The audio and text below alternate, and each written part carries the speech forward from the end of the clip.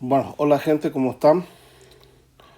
Este es un nuevo video sobre clases de la Cátedra de Patología Médica en la Facultad de Medicina.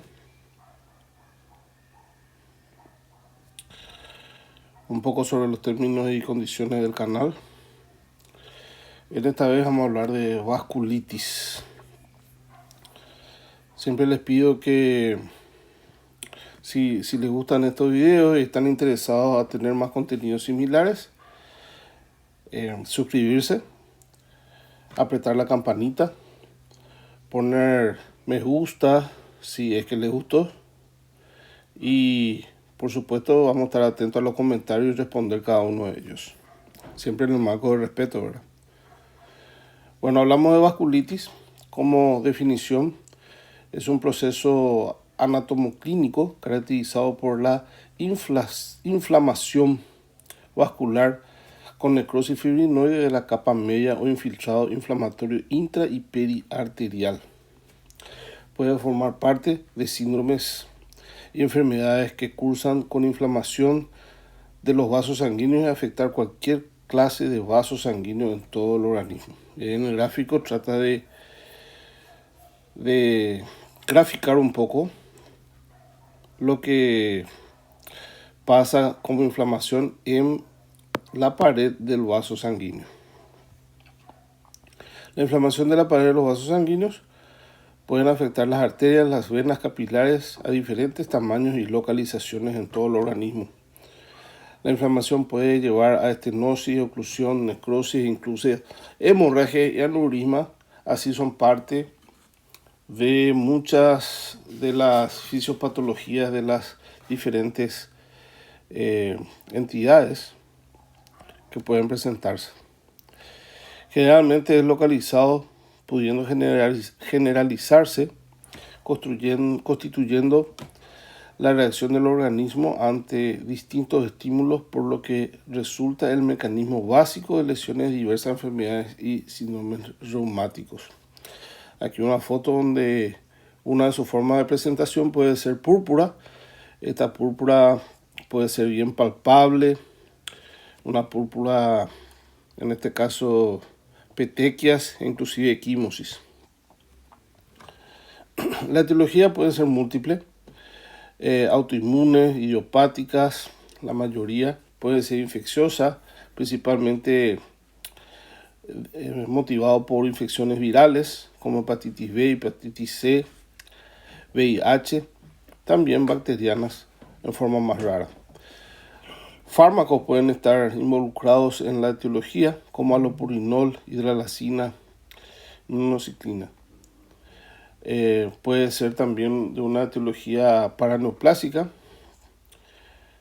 asociada a enfermedades del tejido conectivo como lupus, artritis reumatoidea y síndrome de Sjögren. En la epidemiología en general, predominan en adultos mayores, con ciertas excepciones como el Kawasaki.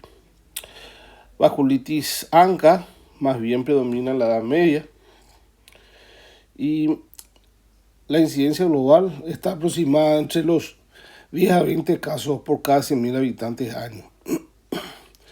El predominio es femenino en algunas variantes como arteritis de células gigantes.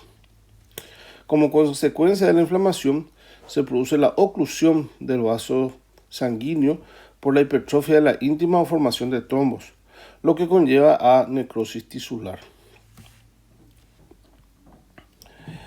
Las arterias, venas, capilares de cualquier diámetro pueden verse afectadas, pero generalmente suelen ser más bien arteriales.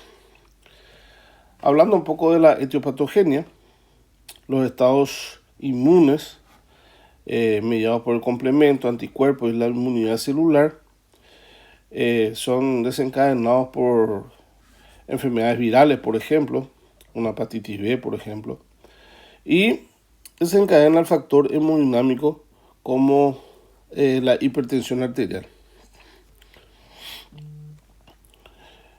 Hay una activación inmune anormal que produce la inflamación de la pared vascular. En muchas formas se involucra la producción de autoanticuerpos como LANCA, anticuerpos anticitoplasma de los neutrófilos, contra el MPO o PR3. Hay inmunocomplejos circulantes, IgA, crioglobulinas, por ejemplo, y genes implicados pueden estar relacionados al HLA-DRB1 y L10 según el serotipo.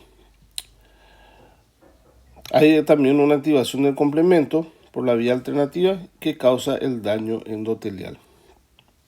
Bueno, hay varias formas de clasificar. Una de las formas es según el tiempo de evolución. Se lo dividen en vasculitis agudas versus vasculitis crónicas. Entre la vasculitis aguda, el infiltrado predominante de polimorfonucleares en las biopsias principalmente. Y en las crónicas encontramos un infiltrado por linfocitos. Otra forma de clasificar es de acuerdo al calibre del vaso sanguíneo implicado. Lo divide en vasos sanguíneos grandes, vasos medianos y vasos pequeños. Entre las vasculitis de vasos grandes está la arteritis de células gigantes, o también llamada arteritis de la temporal o enfermedad de Horton, arteritis de Takayasu. Entre los de medianos vasos está la poliarteritis nudosa y la enfermedad de Kawasaki. Y las vasculitis de vasos pequeños son las causadas por ANCAs, las poliangiitis microscópica, la granulomatosis de Wegener, síndrome de Schuss-Strauss y vasculitis ANCA positiva por drogas. Un segundo grupo de vasculitis causadas por inmunocomplejos, la vasculitis leucocitoclástica cutánea y el síndrome de Schollen-Henoch. Y otras vasculitis de pequeños vasos como la crioglobulinemia mixta y el síndrome de Behçet. El cuadro clínico general produce síntomas constitucionales como fiebre, pérdida de peso, astenias y manifestaciones específicas según el órgano afectado, como piel, púrpura palpable, nódulos, úlceras, en el pulmón, hemoptisis, infiltrados alveolares, en el riñón, hematuria, proteinuria, insuficiencia renal, sistema nervioso puede producir mononeuritis múltiple, en el tracto digestivo, dolor abdominal y sangrados. En los métodos auxiliares de diagnóstico podemos utilizar el laboratorio. Invariablemente la eritrosedimentación siempre está elevada y PCR, proteínas C reactivas elevadas también, como marcadores inflamatorios inespecíficos. Las ANCA pueden estar positivos, crioglobulinemias, el IgA también. En la biopsia, que es el método confirmatorio, podemos tener un patrón histológico que es clave, ya sea la infiltración de células monomorfonucleares o polimorfonucleares. Y en las imágenes, la angiografía por tomografía o resonancia, que principalmente se usa en la vasculitis de grandes vasos. Por otra imagen muy utilizada es la ecografía Doppler de vasos temporales. En la orina podemos encontrar hematuria, cilindros y proteinuria. Y la punción lumbar cuando hay sospecha de compromiso del sistema nervioso central. Hay diagnósticos diferenciales como infecciones, en el caso de endocarditis, tuberculosis, neoplasias hematológicas, lupus, artritis reumatoidea, crioglobulinemia, síndromes mielodisplásicos, coagulopatías y síndromes antifosfolípidos. Las complicaciones que podemos tener asociadas a la vasculitis son isquemia tisular o infartos de órganos, hemorragias internas, glomerulonefritis rápidamente progresiva, neuropatías irreversibles, aneurisma o disección vascular y, por supuesto, muerte por insuficiencia renal, pulmonar, cerebral, etc. Depende de qué órgano o tejido esté comprometido. El pronóstico varía Varía según el tipo y el órgano afectado. Las ANCA positivas tienen el riesgo de recaídas, pero responden bien al tratamiento inmunosupresor. La mortalidad mayor está en las formas graves, no tratadas, y mejora el diagnóstico con un diagnóstico precoz y una terapia oportuna adecuada. Bueno, hablando un poco de las características principales de alguna de las vasculitis, la arteritis de células gigantes o arteritis temporal o también enfermedad de Horton le llaman. Es una enfermedad inflamatoria y estenosante que afecta principalmente la arteria supraórtica con predilección de las ramas de la carótida externa, en especial de la arteria temporal que le da su nombre.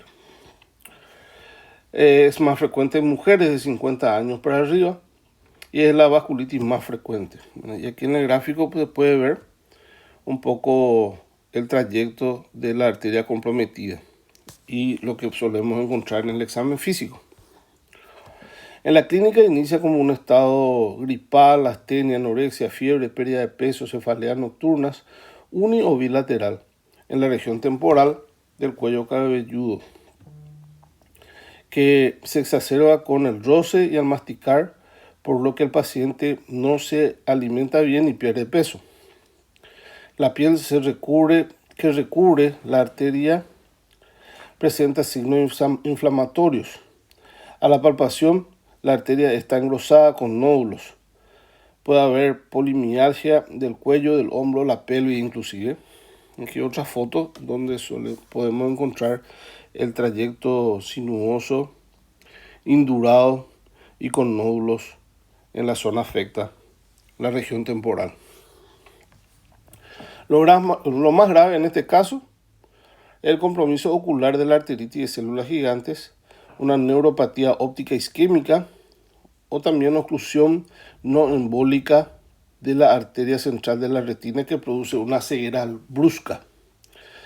Puede dar parálisis oculomotora también, un accidente cerebrovascular, oclusión de las coronarias, signos de insuficiencia arterial de miembro superior, tanto como el inferior. El diagnóstico siempre se inicia por el examen físico de la zona afecta, la historia clínica. En el laboratorio, leucocitosis, eritrosedimentación elevada. Podemos usar arteriografía carotidia, que va a mostrar las estenosis y la dilatación en su trayecto. Y la biopsia que confirma el diagnóstico con las células gigantes multinucleadas que se pueden ver ahí en la biopsia. La siguiente vasculitis, la arteritis de Takayasu. En la arteritis de Takayasu es una enfermedad inflamatoria estenosante de las arterias de mediano y grueso calibre que muestran gran predilección por el callado aórtico y sus ramas, como están aquí. Es más rara y afecta principalmente a mujeres jóvenes de 15 a 30 años de raza oriental. Provoca el síndrome del callado aórtico que oblitera la luz de una de las ramas del callado, dando lugar a la enfermedad sin pulso. Los pulsos de los vasos afectados ausentes, especialmente de la arteria subclavia, que produce claudicación de los brazos y el síndrome del Raynaud. El diagnóstico invariablemente se inicia con la historia clínica, el examen físico, la eritrosedimentación elevada, la arteriografía que va a mostrar las obstrucciones y la biopsia que es el diagnóstico confirmatorio en estos casos. Siguiente vasculitis, ya de medianos vasos, la poliarteritis nudosa, es una enfermedad por complejos de antígeno-anticuerpos circulantes que se depositan en las paredes de las arterias medianas y activan el complemento. Las lesiones comienzan con necrosis fibrinoides de la capa media, lo cual lleva a una disminución de la luz de la arteriola que puede dar trombosis y oclusión con isquemia. La presión arterial, al encontrar debilitada la pared por las necrosis e inflamación, produce aneurisma, que es lo que aparecen como nódulos, sobre todo en las bifurcaciones de las arterias. De ahí su nombre. En la clínica, inicia como un síndrome febril prolongado con astenia, anorexia, pérdida de peso, síntomas generales e inespecíficos. Puede tener un toque renal con lumbalgia, hematuria e hipertensión arterial, un toque respiratorio con disnea, hemoptisis y asma, un toque del sistema nervioso con polineuritis periférica y el aparato digestivo con epigastralgia, hematemesis, isquemia y perforación del intestino, trombosis e isquemia del hígado y páncreas. Algunas fotos relacionadas donde muestran nódulos subcutáneos dolorosos que pueden dar necrosis y gangrena inclusive. El miembro inferior en este caso. También lesiones cutáneas, úlceras y eritema nudoso. Siguiente vasculitis, también de medianos vasos, la enfermedad de Kawasaki. La enfermedad de Kawasaki, llamada también síndrome de los ganglios linfáticos mucocutáneos, es aguda y febril en los niños principalmente, que se extienden a varios aparatos y sistemas. La mayoría ocurre antes de los 5 años. Afecta más a los niños que a las niñas. La clínica inicia con una fiebre, exantemas en troncos, labios agrietados, adenomegalias cervicales que duran aproximadamente 2 semanas. Estas son fotos de libros, ¿verdad? De los libros que hablan de esta vasculitis. Puede producir conjuntivitis y labios agrietados. Suele ser benigno, pero un 25% de los casos puede complicarse con una vasculitis de las arterias coronarias y provoca aneurisma y trombosis inclusive. El diagnóstico, como siempre, examen físico, historia clínica, leucocitosis, la eritrosedimentación elevada, el IgE va a estar elevado. En el electrocardiograma puede presentar arritmias por el toque coronario y la arteriografía muestra aneurisma coronario también. El diagnóstico diferencial, mononucleosis infecciosa, toxoplasmosis por las adenopatías, sarampión y la quelitis de Stevens-Johnson por las lesiones cutáneas y orales. Siguiente vasculitis, ya pasando a la vasculitis de pequeños vasos, la vasculitis de Church-Strauss. El síndrome de Church-Strauss, llamado también angitis o granulomatosis alérgica, es caracterizado por la presencia de asma, eosinofilia hística y periférica, formación de granulomas extravasculares y vasculitis de varios órganos y sistemas. En la clínica, crisis asmáticas intensas e infiltrados pulmonares. Puede haber mononeuritis múltiple, rinitis y sinusitis alérgica y lesiones cutáneas. En la clínica, lesiones cutáneas y púrpuras, como aquí, petequias, equimosis. La siguiente vasculitis, la granulomatosis de Wegener, es un trastorno raro por el cual se produce inflamación de los vasos sanguíneos, dificultando así el flujo de la sangre. La enfermedad afecta principalmente a los vasos sanguíneos de la nariz, de los senos paranasales, el oído, los pulmones y los riñones, aunque en otras áreas pueden estar también comprometidas. La triada clásica, afección de vías aéreas superiores, vías aéreas inferiores y afección de los riñones. La afección de las vías aéreas superiores puede dar nariz con granuloma necrótico destructor, inclusive con fístulas, nariz en silla de montar y pansinusitis con rinorrea purulenta y dolor inclusive. En la afección de las vías aéreas inferiores, hemoptisis, dolor torácico y nódulos infiltrados por granulomas. La afección del riñón principalmente produce hematuria, proteinuria y cuando es grave puede llegar a la insuficiencia renal y muerte. El diagnóstico siempre es por la historia clínica, el examen físico, la eritrosedimentación invariablemente está elevada y las gamma globulinas elevadas. La biopsia renal certifica ese diagnóstico. Bueno, hasta aquí llegamos con esta presentación. Espero que les sea de utilidad y voy a quedar atentos a sus comentarios. Muchas gracias.